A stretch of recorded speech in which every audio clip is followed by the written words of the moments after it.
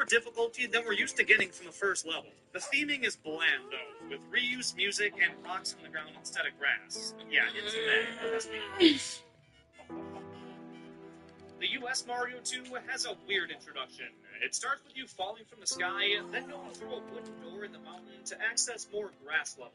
It works though, because this entire game is unconventional, and it goes on to show you how to pick up plants and enemies, climb vines, and go through potion doors to the Dark World. It's one of the most varied 1-1s in the series, with a cave, a mountain you climb into the clouds, and a boss fight, which is rare, and it puts both your platforming and throwing abilities to the test. Also, Birdo's introduction, so bonus points. I don't look back on this one super fondly, but after replaying it, it was refreshing and fun compared to most of these other levels. Call me crazy, but I'm thinking peak here. Mario Land's first level is super basic. It's nice to see a desert theming to contrast the typical grass, but the gameplay is nothing special. Now, it's an incredibly simplified game, so it doesn't have to teach much, but there's nothing memorable about it, and you run through like half of it with a star. I hate to do it to him, but this one's great.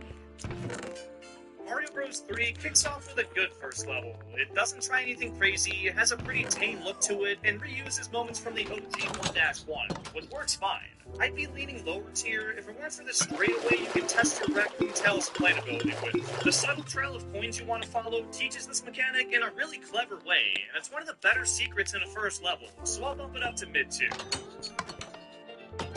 Mario World starts off pretty strong. Now you can pick between 2 levels, but only one's called Yoshi Island 1, so that's our focus, and it is awesome. It doesn't introduce Yoshi though, that'd be the second level, but for a solo Mario stage, this is about all you could ask for. You got Bonsai Bills charging after you, the Charging Chucks, and mini dinosaurs that take 2 hits to kill. So some pretty unique enemies compared to your average Koopas and Goombas. It hides some dragon coins around, shows off the new slope platforms, and has a bonus 1-up you can nab when you throw this shell upward, which again is a fun way to teach the mechanic. If it had Yoshi, it'd be peak, but as it is, it's a great level.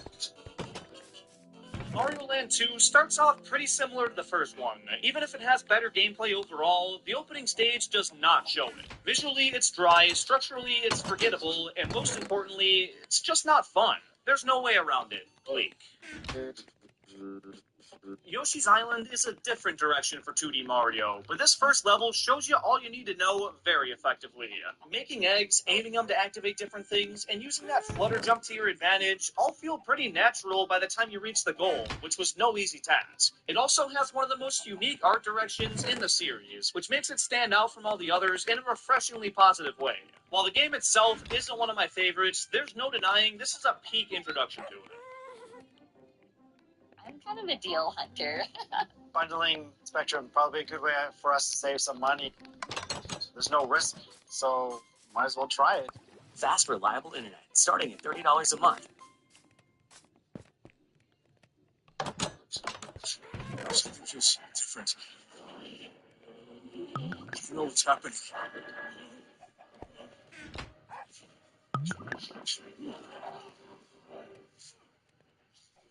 This isn't just right.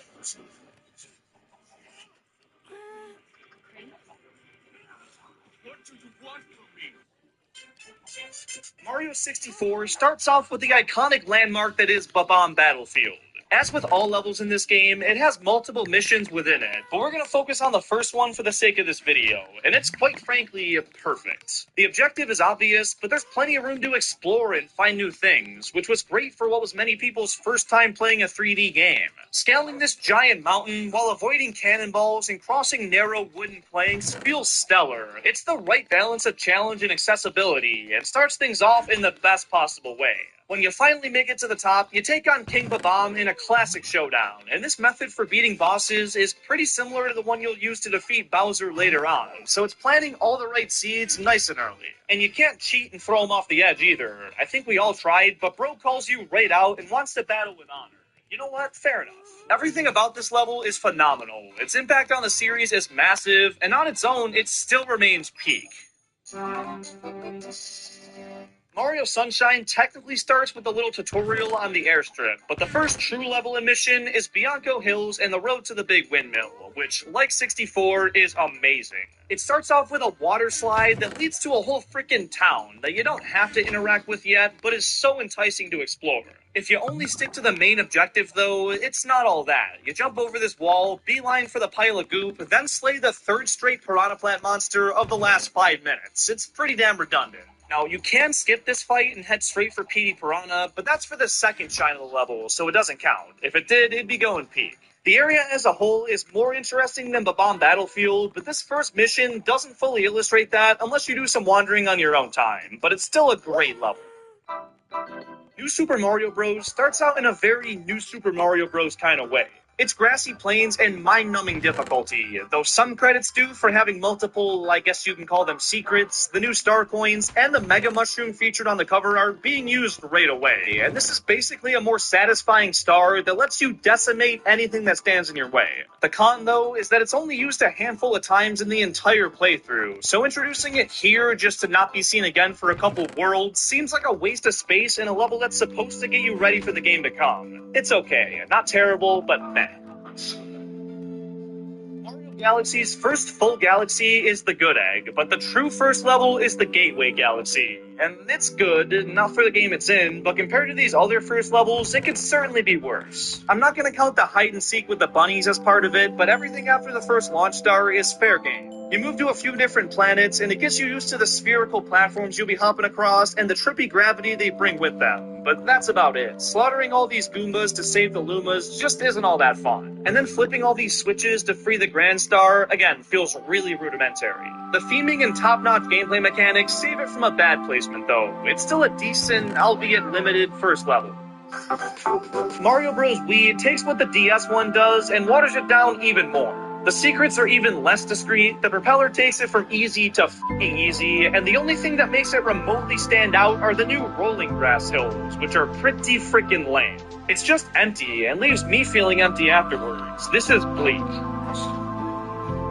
Galaxy 2 starts off with the Sky Station Galaxy, which feels like way more of an impactful level than the first Galaxy got. It has plenty of platforming, a banger of a song, these smaller planets to screw around with physics on, and some sections that feel kinda advanced for first level standards. And it caps off with a fight against Peely Piranha, which might be the best boss we've seen yet. This little guy gets pretty aggressive, and smacking his ass to discipline him is pretty great. There's no real downsides to this one. I guess you could argue there's less to explore than other 3D entries, but the entire game's more linear, so it matches the style it wants to go for, and I think belongs up in peak. Mario 3D Land feels like a new Super game turned 3D. The colorful blocks and grassy terrain make for the most generic look we've ever seen, and it's stupid linear, with not a speck of replayability. The big Goomba's cool, bleak. 1-1 in New Super Mario Bros. 2 tries to look like 3D Land and play like the Wii version, and what it ends up feeling like is a more dried out version of both.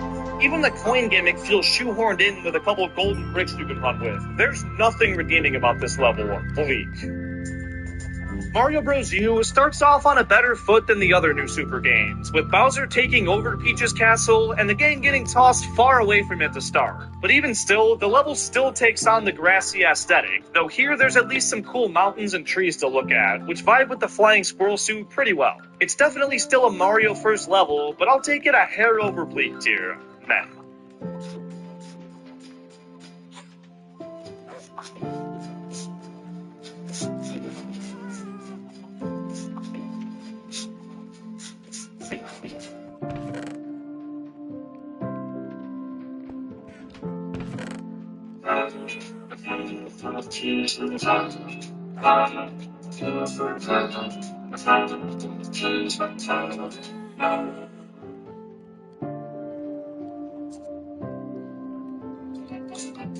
Luigi U starts off with a very short level, but it remixes the previous one in like the best way imaginable. The whole game is chock full of these bite-sized yet wildly difficult stages, and this first one introduces that idea well. There's way more things moving around you have to account for, and the star coins actually require some precision in that. It's a good first level for the game that it's in.